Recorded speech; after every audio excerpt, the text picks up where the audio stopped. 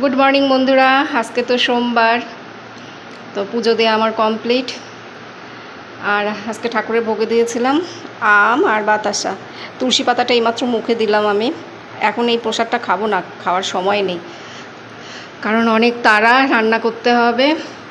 তো ভাবলাম ব্লগটা শুরু করি, এরপর কাজে ঢুকে গেলে আর ব্লগ শুরু করার সময়ই হয় না। ভাত বসিয়ে দিয়ে ঠাকুর ঘরে গিয়েছিলাম, তো এসে ভাতটা নামালাম। এখন ভাতটা আর কি গড় দিলাম।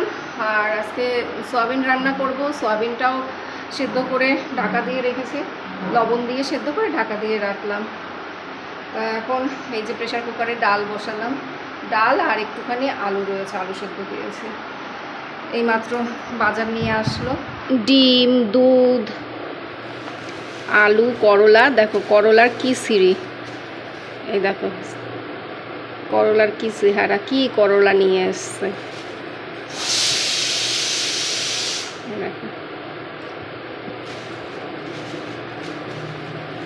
এই মানুষটাকে আর বাজার করানো শেখাতে পারলাম না। দেখো একটা করলা যদি ফ্রেশ হয়, একটা করলা যদি ফ্রেশ থাকে, আমার এখন ইচ্ছা করছে কি এগুলো মানে বাইরে ফেলে দিতে, আমার মাথা গরম হয়ে যায়। দেখো এখানে রয়েছে কাঁচা লঙ্কা। ও, এটার মধ্যে ভালো করলা আছে, ওটা মনে হয় অন্য আরেকটা দোকান থেকে নিয়ে এসছে। এই যে ভালো করলা, কাঁচকলা, টমেটো আনতে বলেছে, আনেনি। কাঁচা লঙ্কা, আদা এটার মধ্যে আছে। বরের বাজারের সমালোচনা না হয় পরে হবে, এখন তাড়াতাড়ি আগে নিজের সংসারের কাজকর্মগুলো সারি।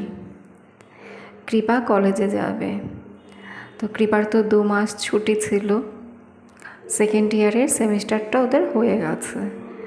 তারপরে 2 মাস ওদের ছুটি ছিল, সেই ছুটির মধ্যেই আমরা ভেলোরে গিয়েছিলাম। আজ থেকে আবার কৃপার কলেজ শুরু হলো। আজকে থেকে কৃপার 3rd ইয়ারের ক্লাস শুরু হবে। 2 মাস কিভাবে কেটে গেল টেরও পেলাম না। কৃপাও তাই বলছে, বলে মা 2 মাস বাড়িতে শুয়ে বসে ভালোই কাটালাম, আবার এই আজকের থেকে ছোটাছুটি, দৌড়ঝাঁপ এগুলো শুরু হয়ে গেল। 2 বছর আগে মেয়েকে কোন কলেজে ভর্তি করব, কি নিয়ে পড়াবো, কত চিন্তা ভাবনা। আর এখন দেখো ওর কলেজের 2 বছর হয়েও গেল, আর 2 বছর বাকি আছে। ওই 2 বছর কমপ্লিট হলে তারপর আশা করি ভগবান যদি সহায় থাকে তাহলে হয়তো ছোটোখাটো কোনো একটা জবে ঢুকে যাবে। আমি শুধু দিনগুলোকে কাউন্ট করি। 2 বছর হয়ে গেছে, আর 2 বছর বাকি আছে। 2 মাস একটু শান্তিতে ছিল, এই আজকের থেকে আবার কষ্ট শুরু হয়ে গেল। কৃপার এখন প্রথম কদিন পরীক্ষা চলবে, তো আজকেও পরীক্ষা আছে, ওই জন্যই একটু দেরি করে যাচ্ছে। ওদের পরীক্ষা শুরু হবে বেলা 2টোর সময়, ও বাড়ি থেকে বের হবে 9:30টার সময়। কলেজে ওর টিফিন দেব, রুটি আর সয়াবিনের তরকারি, ওই জন্য রুটিটা করলাম। আর ও ভাত খেয়ে যাবে, আলু সেদ্ধ, ডাল সেদ্ধ ভাত করেছে, সেটা ওকে দেব, ওইটা একটু খেয়ে যাবে। আর কলেজে গিয়ে রুটি দিয়ে সয়াবিনের তরকারি খেয়ে নেবে। আজকে তো সোমবার, সমস্ত কিছু নিরামিষ রান্না করেছে। বের করিসনি কেন?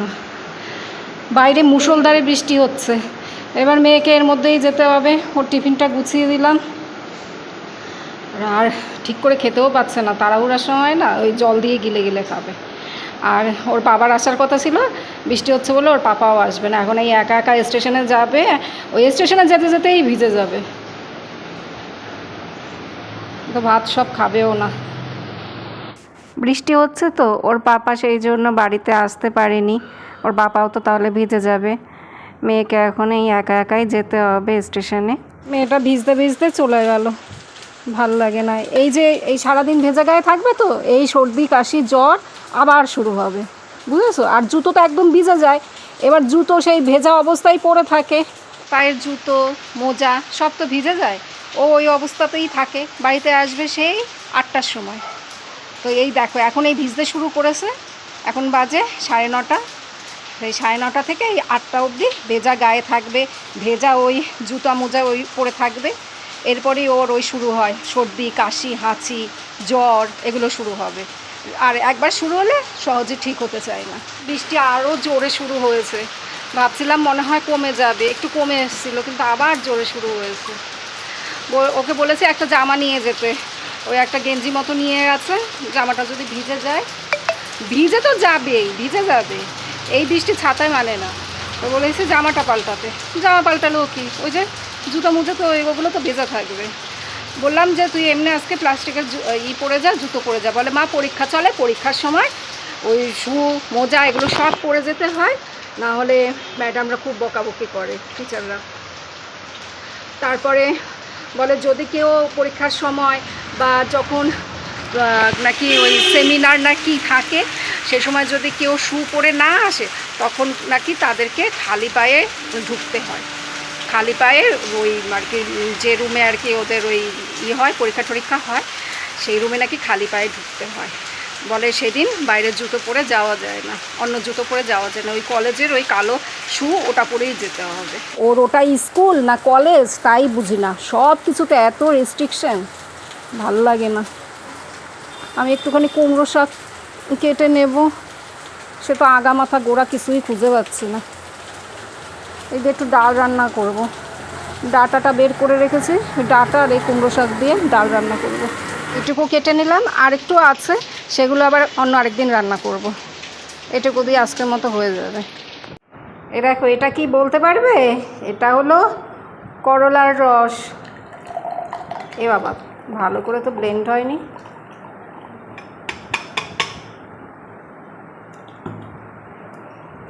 একদম ছোট ছোট করে কেটে দিয়েছিলাম, তাও নিচের দিকেরগুলো ভালো ব্লেন্ড হয়নি। দাঁড়ো আরেকটু এটাকে ব্লেন্ড করে নিয়ে আসি। আবার ব্লেন্ড করে নিয়ে আসলাম, একটু লবণ মিশিয়ে দিলাম, দেখি এটা খেতে কেমন লাগে। কি বাজে গন্ধ বেরোচ্ছে, আমি তো এর আগে এইসব রস ফস খাইনি।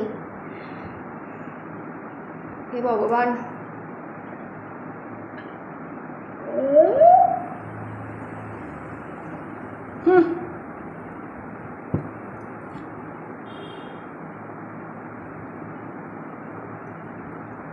এত বাজে খেতে।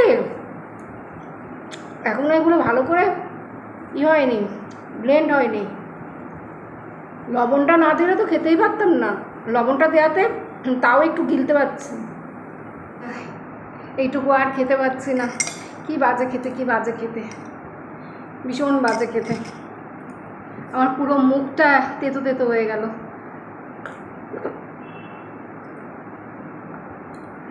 এই করলার রসটা কেন খেলাম বলো তো?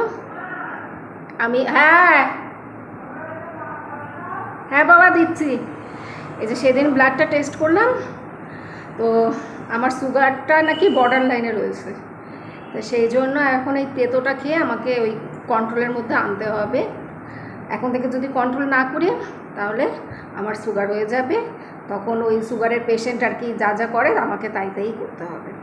তো সেই জন্য এখন এই কদিন টানা আমাকে এই করলার রসটা খেয়ে সুগারটাকে একটু কমাতে হবে, তারপর আবার ব্লাড টেস্ট করে দেখতে হবে ঠিক আছে কি না। এই জন্যই এই তেতো ফেতো এইসব খাওয়া। এই দেখো, ডাটা আর কুমড়ো শাক দিয়ে ডাল রান্না করলাম, এটা হয়ে গেছে, বন্ধ করে দিই।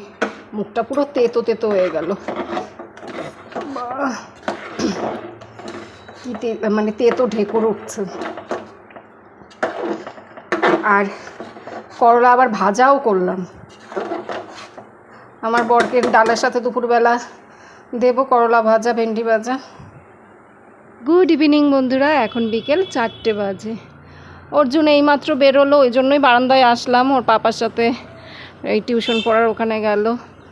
আজকে পরপর দুটো পড়া, 4টের সময় পড়া আবার 7টার সময় পড়া, ওখান থেকে এসে আবার পড়তে যাবে। দেখো কাঠবিড়ালিটা কি সুন্দর, ও এখানেই থাকে জানো তো। এই কোথায় গেল, ওই যে, ওকে আমি সবসময় এখানেই দেখি, এই সজনে গাছটার মধ্যেই ও থাকে। এই তার বেয়ে বেয়ে কী সুন্দর ডিগবাজি খেতে খেতে ওর ওই সজনে গাছের ঠিকানায় চলে গেছে, ওই যে ওখানটাতে। আমি ওকে শীত গ্রীষ্ম বর্ষা সব সময় এই সজনে গাছের এখানটাতেই দেখি।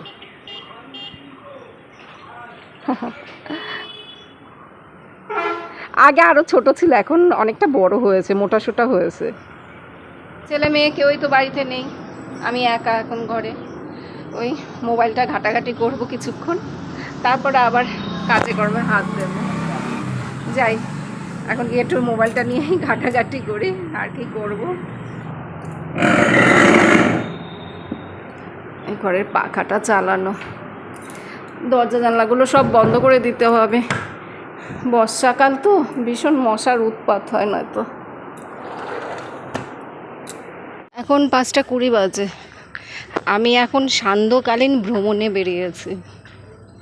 এই 5টার একটু আগে বেরোলাম, তো 25 মিনিট মতো আমার হাঁটা হয়েছে। এখনও বাড়ি যেতে 10 মিনিট সময় লাগবে। আমাদের পাড়ার মধ্যেই আছে, হেঁটে হেঁটে বেড়াচ্ছি। বাড়িতে কেউ নেই, মোবাইল দেখতেও ভালো লাগছে না, তো ভাবলাম হেঁটেই আসি। এই যে এই রাস্তাটা দিয়ে যাব।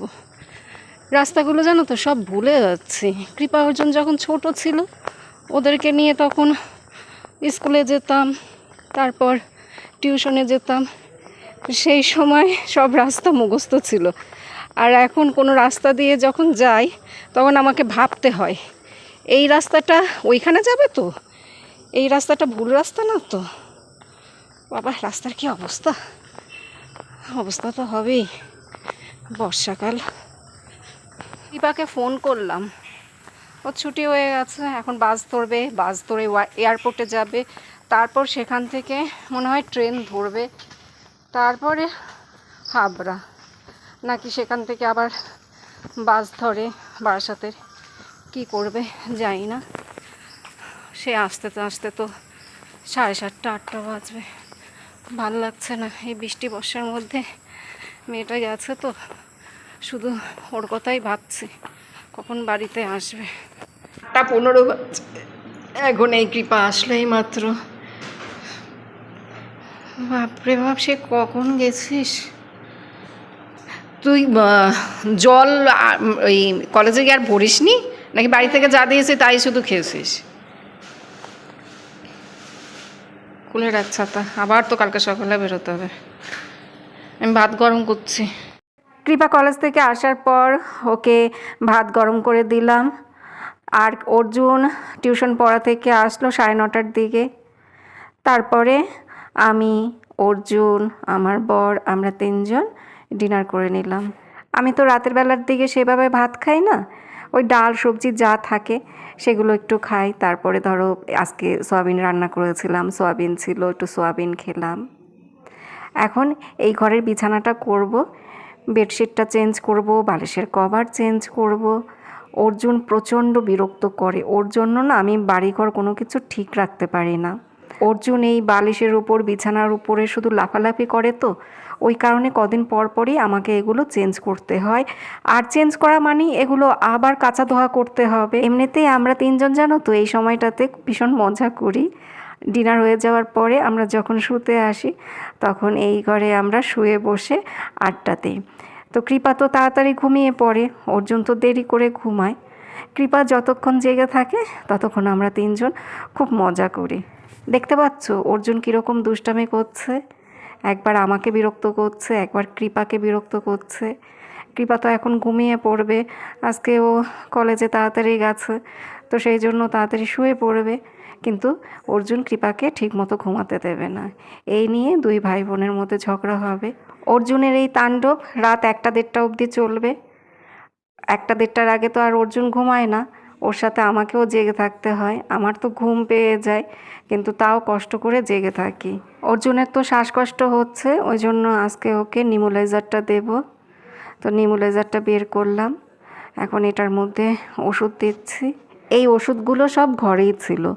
কৃপা অর্জুনের অনেক রকমের ওষুধ রয়েছে, ওই ওষুধগুলো আমি 12 মাস ঘরে রেখে দিই, কারণ ওদের যখন তখন এইসব ওষুধের প্রয়োজন হয়।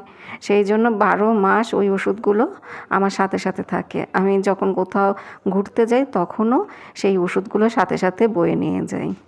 যাদের ঠান্ডা লাগলেই শ্বাসকষ্ট হয় তাদের জন্য এই নিমুলাইজার মেশিনটা ভীষণ উপকারী।